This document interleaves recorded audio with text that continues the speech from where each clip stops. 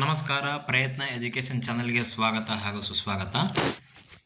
ನಾವು ಈಗಾಗಲೇ ಇಂದಿನ ತರಗತಿಯಲ್ಲಿ ಸಮಾಜಶಾಸ್ತ್ರದ ಹೈಸ್ಕೂಲ್ ಶಿಕ್ಷಕರ ಪ್ರೌಢಶಾಲೆ ಶಿಕ್ಷಕರ ನೇಮಕಾತಿಗಾಗಿ ಈ ಒಂದು 8ನೇ ತರಗತಿಯಿಂದ 10ನೇ ತರಗತಿಯವರೆಗೆ ನಾವು ಭಾಗ 1 ಈಗಾಗಲೇ ನೋಡಿದ್ದೇವೆ. ಇನ್ನುಳಿದಂತಹ ಭಾಗ 2ರಲ್ಲಿ ಬರುವಂತಹ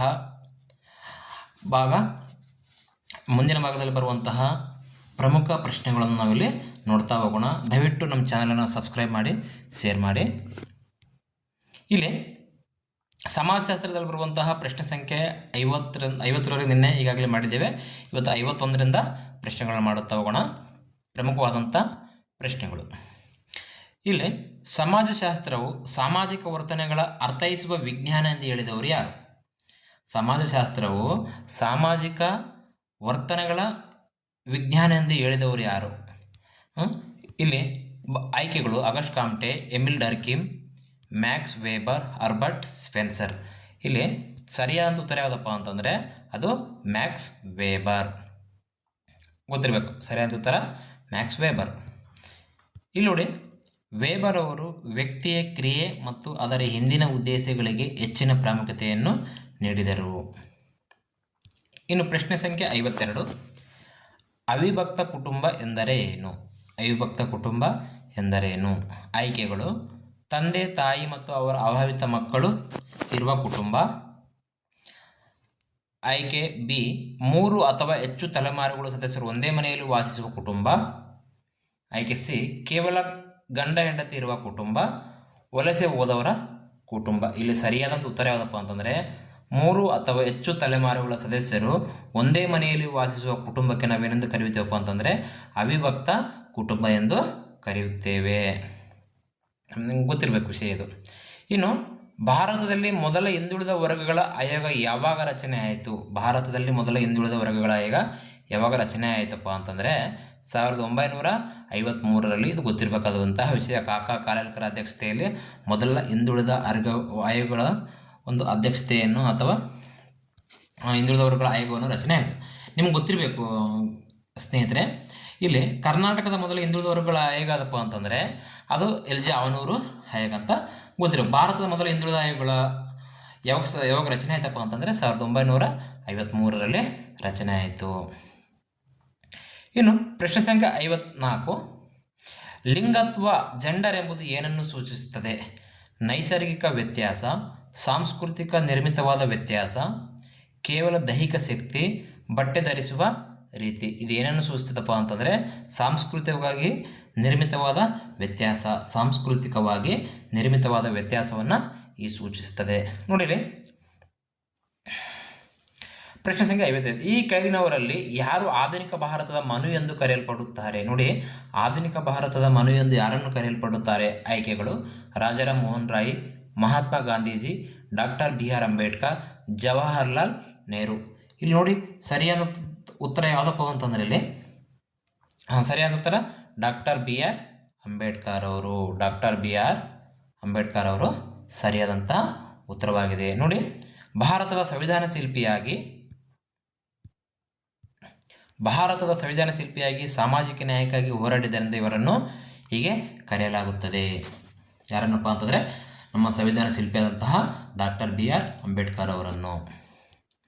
ಇನ್ನು ಬಾಲಕಾರ್ಮಿಕ ಪದ್ಧತಿಯನ್ನು ಸಂಪೂರ್ಣವಾಗಿ ನಿರ್ಮೂಲನೆ ಮಾಡಲು ಜಾರಿಗೆ ಬಂದ ಯೋಜನೆ ಯಾವುದು? ಬಾಲಕಾರ್ಮಿಕ ಪದ್ಧತಿಯನ್ನು ಸಂಪೂರ್ಣವಾಗಿ ನಿರ್ಮೂಲನೆ ಮಾಡಲು ಜಾರಿಗೆ ಬಂದಂತಹ ಯೋಜನೆ ಯಾವುದಪ್ಪ ಅಂತಂದರೆ ಬಾಲ ಸಂಜೀವಿನಿ ಯೋಜನೆ, national child labour project, Ayushman Bharat mission Indradhanush. ಇಲ್ಲಿ ಸರಿಯಾದ ಉತ್ತರ ಯಾವುದಪ್ಪ ಅಂತಂದರೆ national child labour project. National child labour project ಇದೇನಪ್ಪ ಅಂತಂದರೆ ಬಾಲಕಾರ್ಮಿಕರ ಪದ್ಧತಿಯನ್ನು ಸಂಪೂರ್ಣವಾಗಿ ನಿರ್ಮೂಲನೆ ಮಾಡಲು ಜಾರಿಗೆ ಬಂದಂತಹ ಯೋಜನೆ ಯಾವುದಪ್ಪ ಅಂತಂದರೆ ಅದು national child labour project NCLP. ಇನ್ನು ಪ್ರಶ್ನೆ ಸಂಖ್ಯೆ 57, 1955ರ ಅಸ್ಪೃಶ್ಯತಾ ನಿವಾರಣಾ ಕಾಯ್ದೆಗೆ 1976ರಲ್ಲಿ ನೀಡಲಾದ ಹೊಸ ಹೆಸರೇನಪ್ಪ? ನೋಡಿರಿ, ಅಸ್ಪೃಶ್ಯತಾ ನಿವಾರಣಾ ಕಾಯ್ದೆ 1955ರಲ್ಲಿ ಜಾರಿಗೆ ಬಂತು. ಅದನ್ನು 1976ರಲ್ಲಿ ಹೊಸ ಹೆಸರನ್ನು ಇಡ್ತಾರೆ, ಮರುನಾಮಕರಣ. ಅದಕ್ಕೆ ಏನಂತ ಕರೀತಾರಪ್ಪ ಅಂತಂದರೆ ಇಲ್ಲಿ ಸರಿಯಾದ ಉತ್ತರ ನಾಗರಿಕ ಹಕ್ಕುಗಳ ಸಂರಕ್ಷಣಾ ಕಾಯ್ದೆ. ನಾಗರಿಕ ಹಕ್ಕುಗಳ ಸಂರಕ್ಷಣಾ ಕಾಯ್ದೆದು ಸರಿಯಾದಂತಹ ಉತ್ತರವಾಗಿದೆ. ಇನ್ನು ಮಾನವ ಸಮಾಜ ಮತ್ತು ಪ್ರಾಣಿ ಸಮಾಜಕ್ಕಿರುವ ಮುಖ್ಯ ವ್ಯತ್ಯಾಸವೇನು? ಮಾನವ ಸಮಾಜ ಮತ್ತು ಪ್ರಾಣಿ ಸಮಾಜಕ್ಕಿರುವ ಮುಖ್ಯ ವ್ಯತ್ಯಾಸವೇನು? ಆಹಾರ ಸೇವನೆ, ಸಂಸ್ಕೃತಿ ಮತ್ತು ಭಾಷೆ, ಸಂತಾನೋತ್ಪತ್ತಿ, ನಿದ್ರೆ. ಇಲ್ಲಿ ಮಾನವ ಸಮಾಜ ಮತ್ತು ಪ್ರಾಣಿ ಸಮಾಜಕ್ಕಿರುವ ಮುಖ್ಯ ವ್ಯತ್ಯಾಸ ಏನಪ್ಪ ಅಂತಂದರೆ ಅದು ಸಂಸ್ಕೃತಿ ಮತ್ತು ಭಾಷೆಯಾಗಿರುತ್ತೆ. ಸಮಾಜಶಾಸ್ತ್ರದ ತತ್ವಗಳು ಪ್ರಿನ್ಸಿಪಲ್ ಆಫ್ ಸೋಸಿಯಾಲಜಿ ಎಂಬ ಪುಸ್ತಕವನ್ನು ಬರೆದವರು ಯಾರು? ನೋಡಿಲಿ, ಸಮಾಜಶಾಸ್ತ್ರದ ತತ್ವಗಳು ಅಥವಾ ಪ್ರಿನ್ಸಿಪಲ್ ಆಫ್ ಸೋಸಿಯಾಲಜಿ ಎಂಬ ಪುಸ್ತಕವನ್ನು ಬರೆದವರು ಯಾರಪ್ಪ ಅಂದರೆ August Comte, Albert Spencer, Karl Max, Emile Durkheim. ಇಲ್ಲಿ ನೋಡಿ, ಸರಿಯಾದಂಥ ಉತ್ತರ ಯಾವುದಪ್ಪ ಅಂತಂದ್ರೆ ಇಲ್ಲಿ ಆಲ್ಬರ್ಟ್ ಸ್ಪೆನ್ಸರ್. ಏನಪ್ಪ ಅಂತಂದರೆ ಸಮಾಜಶಾಸ್ತ್ರದ ತತ್ವಗಳು ಎಂಬ ಪುಸ್ತಕವನ್ನು ಬರೆದವರು ಯಾರಪ್ಪ ಅಂತಂದರೆ ಆಲ್ಬರ್ಟ್ ಸ್ಪೆನ್ಸರ್.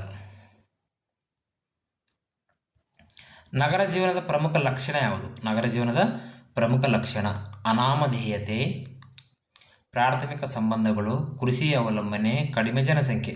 ನಗರ ಜೀವನದ ಪ್ರಮುಖ ಲಕ್ಷಣಗಳು ಏನಪ್ಪ ಅಂತಂದರೆ ಅನಾಮಧೇಯತೆ.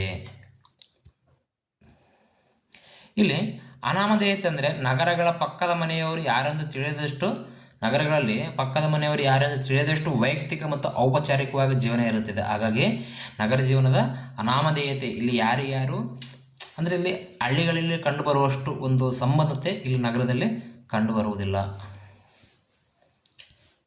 ಇನ್ನು ಪ್ರಶ್ನೆ ಸಂಖ್ಯೆ 61. ಮಗುವಿನ ಸಾಮಾಜೀಕರಣದಲ್ಲಿ ಶಾಲೆ ವಹಿಸುವ ಪಾತ್ರವೇನು? ಮಗುವಿನ ಸಾಮಾಜೀಕರಣದಲ್ಲಿ ಶಾಲೆ ವಹಿಸುವ ಪಾತ್ರವೇನು? ಕೇವಲ ಆಟವಾಡುವುದು, ಶಿಸ್ತು ಮತ್ತು ಸಾಮಾಜಿಕ ಮೌಲ್ಯಗಳನ್ನು ಕಲಿಸುವುದು, ಕೇವಲ ಅಕ್ಷರ ಕಲಿಯುವುದು, ಮನೆಯಿಂದ ದೂರವಿರುವುದು. ನೋಡಿಲಿ, ಮಗುವಿನ ಸಾಮಾಜೀಕರಣದಲ್ಲಿ ಶಾಲೆ ವಹಿಸುವ ಪಾತ್ರವೇನಪ್ಪ ಅಂತಂದರೆ ಅದು ಶಿಸ್ತು ಮತ್ತು ಸಾಮಾಜಿಕ ಮೌಲ್ಯಗಳನ್ನು ಕಲಿಸುತ್ತದೆ. ಶಿಸ್ತು ಮತ್ತು ಸಾಮಾಜಿಕ ಮೌಲ್ಯಗಳನ್ನು ಕಲಿಸುವುದು. ಇನ್ನು ಕರ್ನಾಟಕ ಹಿಂದುಳಿದ ವರ್ಗಗಳ 2ನೇ ಆಯೋಗದ ಅಧ್ಯಕ್ಷರೇ ಯಾರು? ಕರ್ನಾಟಕ ಹಿಂದುಳಿದ ವರ್ಗಗಳ 2ನೇ ಆಯೋಗದ ಅಧ್ಯಕ್ಷರು ಪ್ರಮುಖವಾಗಿ ಗೊತ್ತಿರಬೇಕಿದು ಬಹು ಮುಖ್ಯ ಪ್ರಶ್ನೆ ಆಗಿರುತ್ತದೆ. ಅವನೂರು ಆಯೋಗ, ವೆಂಕಟಸ್ವಾಮಿ, ಚಿನ್ನಪ್ಪ ರೆಡ್ಡಿ, DP ಮಂಡಲ್. ಕರ್ನಾಟಕ ಹಿಂದುಳಿದ ವರ್ಗಗಳ 2ನೇ ಆಯೋಗದ ಅಧ್ಯಕ್ಷರು ಯಾರಪ್ಪ ಅಂತಂದರೆ ವೆಂಕಟಸ್ವಾಮಿ. ಇನ್ನು ಶ್ರಮ ವಿಭಜನೆ, ಡಿವಿಷನ್ ಆಫ್ ಲೇಬರ್ ಎಂಬ ಪರಿಕಲ್ಪನೆಯನ್ನು ಜನಪ್ರಿಯಗೊಳಿಸಿದವರು ಯಾರು? ಶ್ರಮ ವಿಭಜನೆ, ಡಿವಿಷನ್ ಆಫ್ ಲೇಬರ್ ಎಂಬ ಪರಿಕಲ್ಪನೆಯನ್ನು ಜನಪ್ರಿಯಗೊಳಿಸಿದವರು ಯಾರಪ್ಪ? Max Weber, Emile Durkheim, Auguste Comte, Charles Cooley. ಇಲ್ಲಿ ಸರಿಯಾದ ಉತ್ತರ ಯಾರಪ್ಪ ಅಂತಂದರೆ ಎಮಿಲಿ ಡರ್ಕಿಮ್.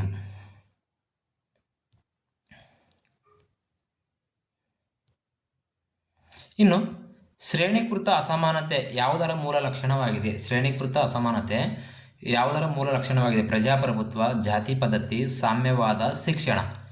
ಸರಿಯಾದ ಉತ್ತರ ಏನಪ್ಪ ಅಂತಂದರೆ ಜಾತಿ ಪದ್ಧತಿ.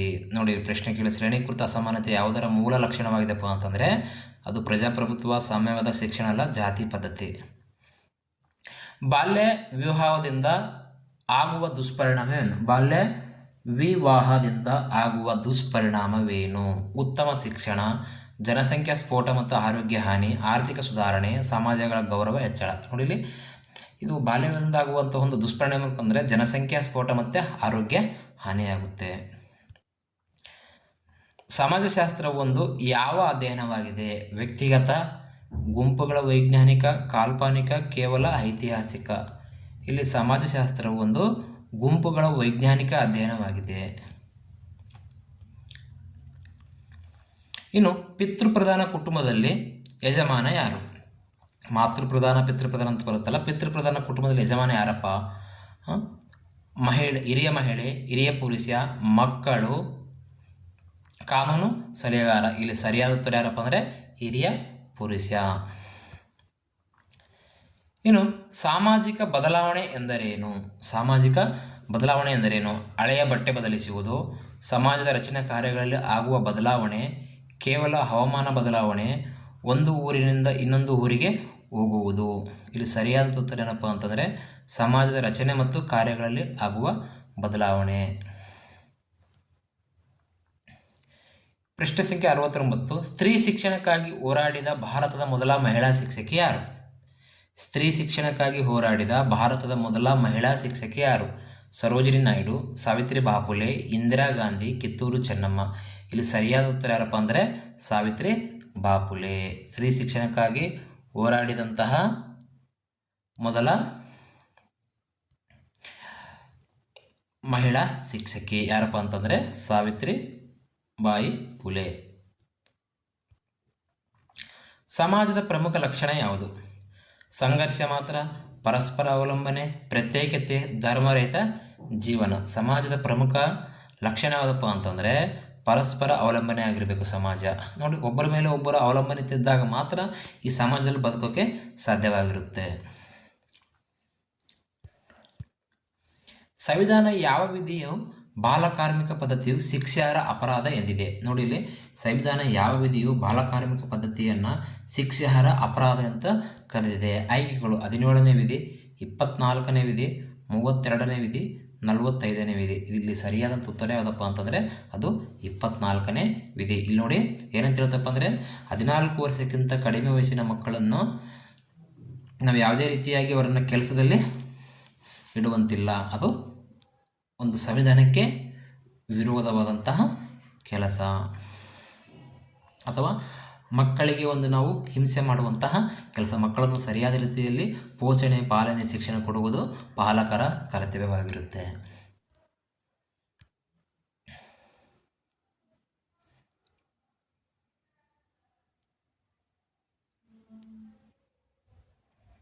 ಸರಿಯಾದ ಉತ್ತರ ಯಾವುದಪ್ಪ ಅಂತಂದರೆ 24ನೇ ವಿಧಿ. ಇನ್ನು ನಗರೀಕರಣ ಎಂದರೇನು? ನಗರೀಕರಣ ಎಂದರೇನು? ಹಳ್ಳಿಯಿಂದ ನಗರಕ್ಕೆ ಜನರ ವಲಸೆ, ಕಾಡಿನಿಂದ ಹಳ್ಳಿಗೆ ಬರುವುದು, ನಗರದಿಂದ ವಿದೇಶಕ್ಕೆ ಹೋಗುವುದು, ಕೃಷಿ ಉತ್ಪಾದನೆ ಹೆಚ್ಚಿಸುವುದು.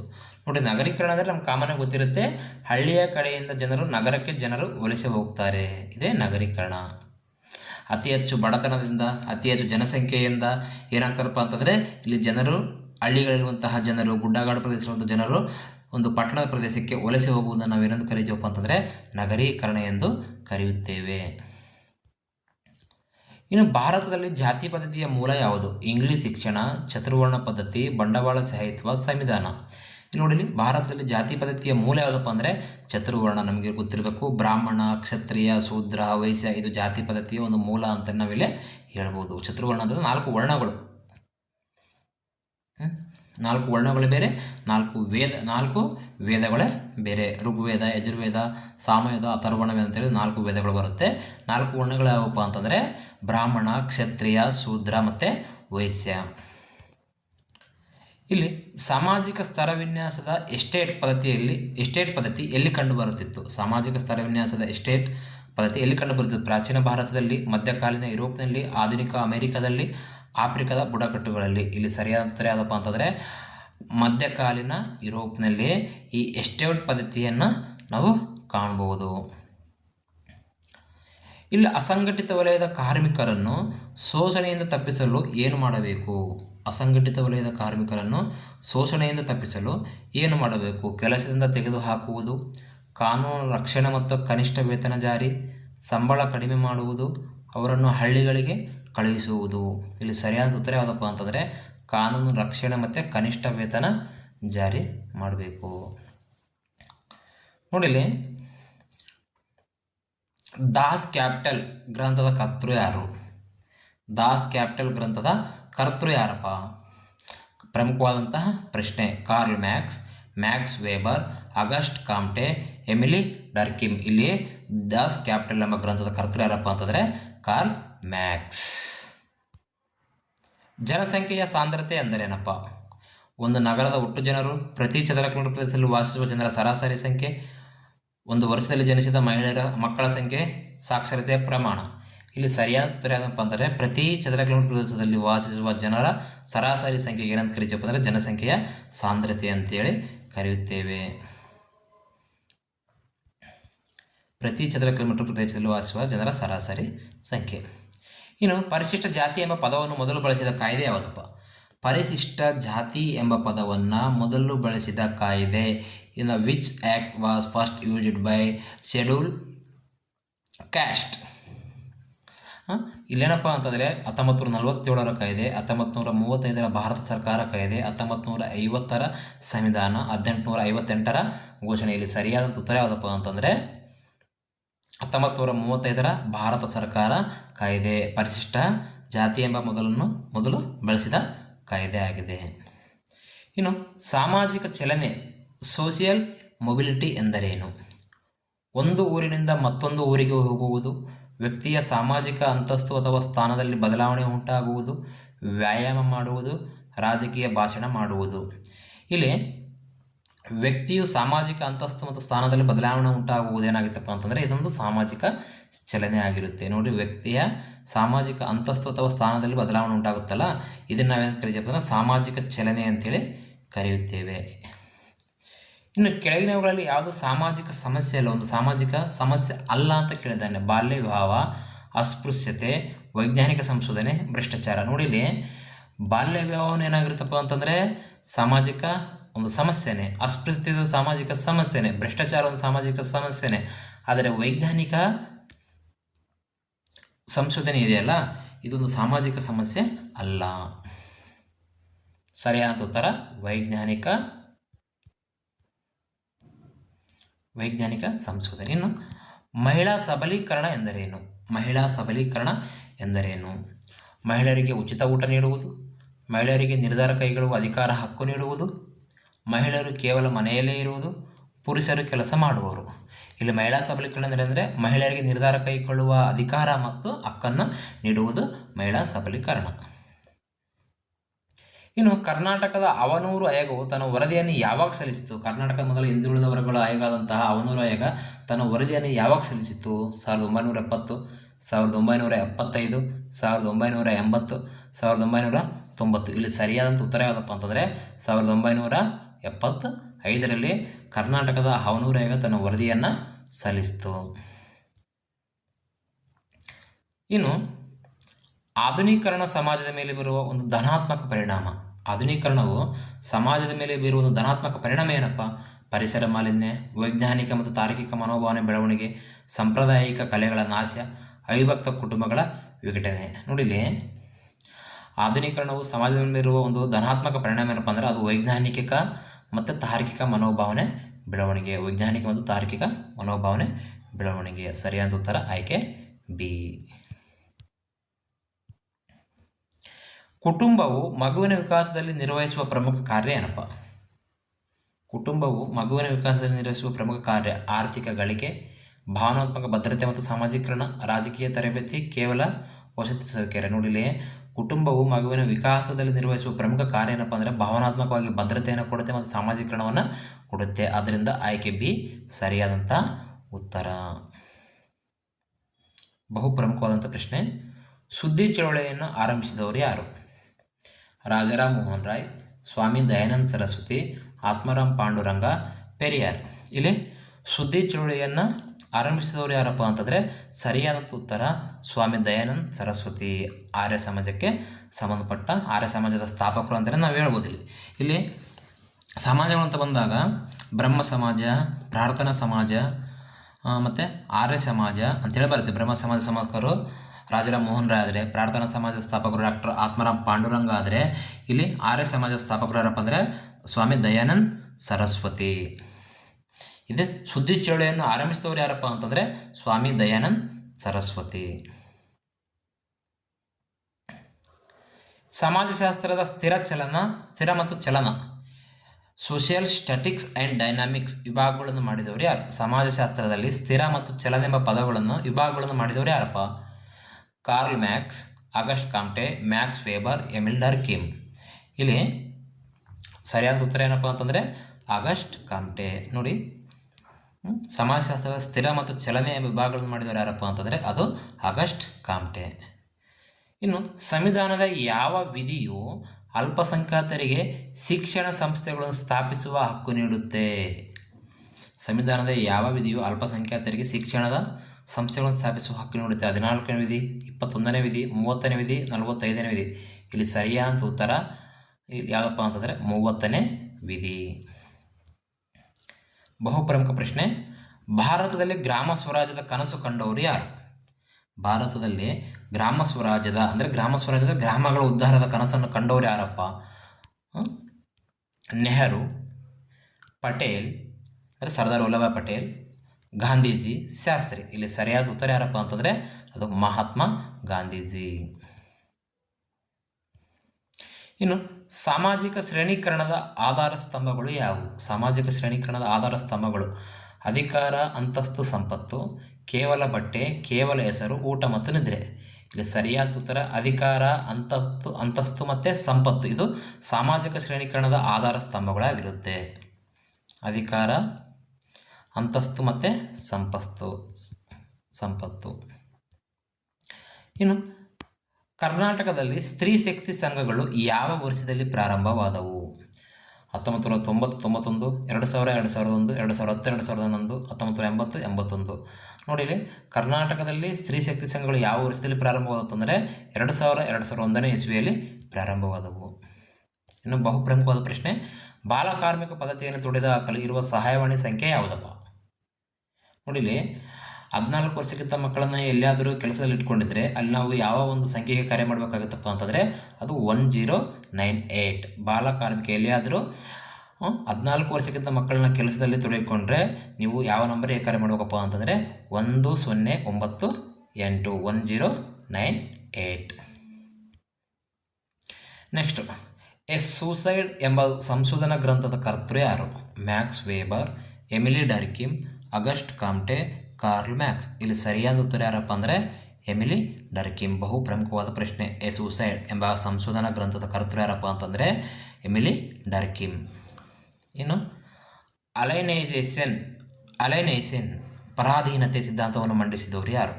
Karl Max, Max Weber, Talcott Parsons, Charles Cooley. ಇಲ್ಲಿ ಸರಿಯಾದ ಉತ್ತರ ಯಾವುದಪ್ಪ ಅಂತಂದರೆ ಅದು ಕಾರ್ಲ್ ಮ್ಯಾಕ್ಸ್.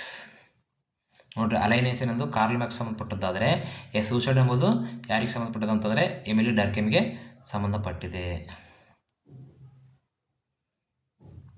ಇನ್ನು ಸಂವಿಧಾನದ ಯಾವ ತಿದ್ದುಪಡಿಯು ಪಂಚಾಯತ್ ರಾಜ್ ವ್ಯವಸ್ಥೆಗೆ ಸಾಂವಿಧಾನಿಕ ಸ್ಥಾನಮಾನ ನೀಡಿತು?